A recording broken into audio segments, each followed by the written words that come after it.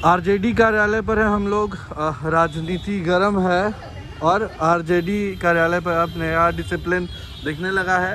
काफ़ी कार्यालय सुंदर हो रहा है, कल्चर भी बदलता हुआ नज़र आ रहा है। हमारे साथ प्रवक्ता सारिका पासवान है और हम इनसे बात करेंगे कि अभी जेडीयू के मंत्री ने जिस तरह से इस्तीफे की पेशकश की और भी जो भी राजनीतिक गतिविधियां चल रही हैं उसको लेकर एसटीईटी अभ्यर्थियों की बात भी करेंगे और साथ ही जो 5 जुलाई को स्थापना दिवस है आरजेडी का, उसमें क्या कुछ होने वाला है ये सब जानेंगे। सबसे पहले मैम, अब मंत्री और भाजपा के विधायक भी अपनी ही सरकार के बारे में कह रहे हैं कि घूसखोरी तो हो रही है और उसी के लिए ट्रांसफ़र पोस्टिंग को लेकर जो विवाद हुआ है वो हो रहा है। क्या इसका है आप लोग?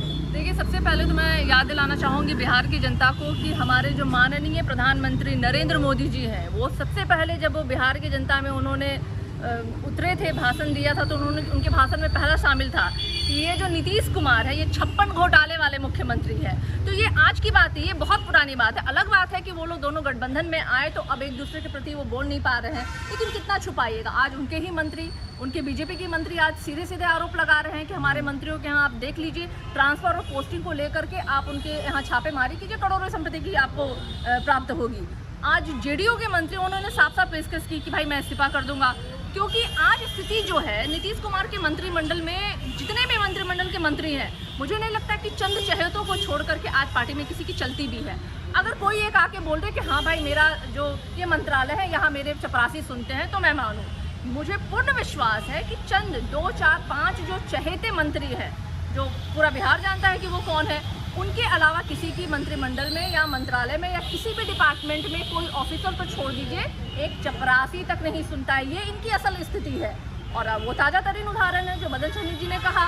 तो वो जो बातें निकल के आ रही हैं ये कोई नई नहीं है, ये बहुत पहले से। ये अलग बात है कि अब उनके ही मंत्री और विधायकों के द्वारा सुनने को मिल रहा है। इस चुनाव में रोजगार भी एक बहुत बड़ा मुद्दा रहा। पहले तेजस्वी वादा करते हैं, बाद में उसे एनडीए लपक लेती है, मगर अब जो रोजगार मांगने जा रहे हैं उन पर लाठियां बरसाई जा रही है। जैसे अभी एसटीईटी अभ्यर्थियों के साथ हुआ, नोटिफिकेशन में कुछ लिखा होता है और रिजल्ट आते आते परीक्षा का स्वरूप बदल जाता है और शिक्षा मंत्री इन तमाम सवालों को लेने से बचते रहता है। देखिए, राष्ट्रीय जनता दल जो है वो जमीनी मुद्दों को लेकर के हमारा एजेंडा बिल्कुल क्लियर था। बेरोजगारी हमारी प्राथमिकता थी, जो महिलाओं की सुरक्षा है वो भी हमारी प्राथमिकता में थी, बिहार का विकास सबसे पहले हमारी प्राथमिकता में थी।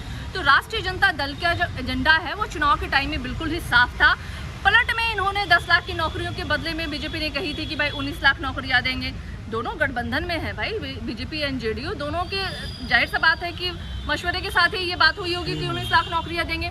और अब स्थिति देखिए, सरकार इन्होंने बना ली, चोरी से ही बनाया, डकैती ही डाल के इन्होंने बनाया, क्योंकि जो दलील इन्होंने दी है, देखिए हम तो बार बार कहते आए हमारे 15-16 ऐसे विधायक हैं जो बहुत कम मार्जिन से जिनको हराया गया है, वो भी हराया गया है उनको ईवीएम की काउंटिंग में नहीं, बैलेट बॉक्स की काउंटिंग में। कई जगह तो हुए भी नहीं है वो काउंटिंग।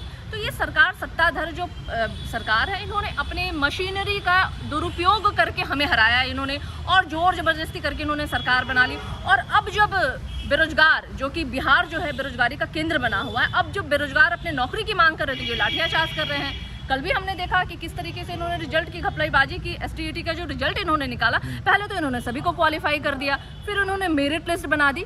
तो ये क्या है? ये कहीं ना कहीं सरकार जो है वो धांधली करना चाह रही है। जो बिहार में आज ये सत्ता जो है ये सिर्फ और सिर्फ पैसे उगाही वाली सत्ता है। तो इनको कोई मतलब नहीं है, बेरोजगारों से कोई मतलब नहीं है, बिहार के विकास से कोई मतलब नहीं है। असल में इनकी जेब भरनी चाहिए और ये जो भी फैसले लेते हैं उसी क्रम में लेते हैं वो। अब आते हैं 5 तारीख आरजेडी के स्थापना दिवस पर। लालू यादव इस बार जेल से बाहर हैं, उनके समर्थकों में बहुत चाह है कि वो एक बार लालू को देखें। क्या ये अवसर 5 जुलाई को प्राप्त हो रहा है? देखिए, पूर्वी बिहार की जनता बहुत खुश है कि लालू प्रसाद यादव जी बाहर हैं, लेकिन साथ ही साथ उनकी ये भी दुआ है कि वो जहाँ हैं वहीं रहें, स्वस्थ रहें, सुरक्षित रहें। क्योंकि अभी हम सब जान रहे हैं ये कोविड काल कितना ही भयावह रहा है, पूरे विश्व में भयावह रहा है। तो अभी सबसे बड़ी फर्स्ट प्रायोरिटी यही है कि हम जहाँ भी रहें स्वस्थ रहें, सुरक्षित रहें, उसी क्रम में। और पहली बार ऐसा हो रहा है कि उनके रहते ये जयंती मनाई जा रही है, सिल्वर जुबली मनाई जा रही है। तो लेकिन वो जुड़ेंगे ज़रूर, लेकिन वर्चुअली जुड़ेंगे। लेकिन हो रही है, हमारे नेता प्रतिपक्ष बहुत तरह की डॉक्टर से सजेशन ले रहे हैं। अगर ऐसा संभव होगा तो वो ज़रूर हो सकता है शिरकत करेंगे। सर रामविलास पासवान से भी जुड़ा है वो दिन, उन्हें भी याद किया जा रहा है। तेजस्वी काफ़ी सॉफ्ट भी हैं और कुछ समर्थक लालू रामविलास की जोड़ी को याद करते हुए कह रहे हैं कि अब तेजस्वी को उस कल्चर को निभाना चाहिए। क्या इसकी कुछ झलकियां हमें 5 को देखने को मिलेंगी? देखिए, राष्ट्रीय जनता दल जो है ना, वो हमेशा ही ऐसे लोगों को श्रद्धांजलि और मान सम्मान देती आई है। चाहे और रामविलास पासवान तो उसी विचारधारा के व्यक्ति हैं, तो और ख़ास करके उसी दिन उनकी पुण्यतिथि भी है, तो ज़रूर है कि उन्हें भी हम लोग सम्मान देने के लिए जो पुष्पार्पण और जो माल्यार्पण है उस तरह के हम लोग कार्यक्रम करेंगे यहाँ पे, और साथ ही साथ हम अपनी जो रजत जयंती भी मनाएंगे। चलिए, शुक्रिया आपका। आप सारिका पासवान को सुन रहे थे। राजद की प्रवक्ता है, युवा है और कई मुद्दों पर मुखर से होकर जवाब उन्होंने दिया है। फिलहाल हम लोग राजद कार्यालय में है। ये देखिए, कुछ और डिज़ाइनिंग का कार्य जो है वो राजद कार्यालय में चल रहा है। एक लंबा वक्त जिसके बाद हम यहाँ आए हैं, तो हमने सोचा कि ये भी चीज़ें आपको दिखाई जाएँ। जो अब स्टाइल है राजद कार्यालय का वो बदल रहा है, और जिस तरह से आपने देखा होगा बीजेपी का कार्यालय डिज़ाइन किया गया है, उसी तरह से इसे भी डिज़ाइन किया जा रहा है। हालांकि ढांचा स्ट्रक्चर तो पुराने हैं, लेकिन डिज़ाइन नया है। और ये प्रेस कॉन्फ्रेंस वाला हॉल है जिस पर भी खूब काम हो रहा है, और अब इसे नए स्टाइल से, नए तरीके से बनाया जा रहा है। राजद भी अब उस पुराने समाजवादी डिज़ाइन और ढांचे को छोड़कर उससे आगे बढ़कर अब नए डिज़ाइनिंग की ओर बढ़ रही है। ये एक अच्छी बात है आरजेडी के लिए भी, और डिसिप्लिन कायम करना पार्टी में भी एक बहुत बड़ा चैलेंज हो गया है दिन पर दिन, क्योंकि बहुत लोग इस बात का हवाला दे देते थे कि राजद में तो डिसिप्लिन नहीं है और वो पुराना गुंडा राज आ जाएगा, इसलिए हम राजद को समर्थन नहीं देते हैं। अभी ये डिज़ाइंस और राजद में डिसिप्लिन बढ़ता हुआ वक्त के साथ साथ, ये वो स्टेज है जो आरजेडी कार्यालय के पीछे ग्राउंड में बना हुआ है। तो एसटीईटी स्टूडेंट्स, अभ्यर्थियों, हर किसी के मुद्दे पर हमारी नज़र है। आप लाइव बिहार के साथ बने रहे। हर अपडेट, हर खबर आप तक हम लेकर आ रहे हैं। आप सबका बहुत बहुत शुक्रिया। लाइव बिहार YouTube पर सब्सक्राइब और Facebook पर लाइक ज़रूर करें।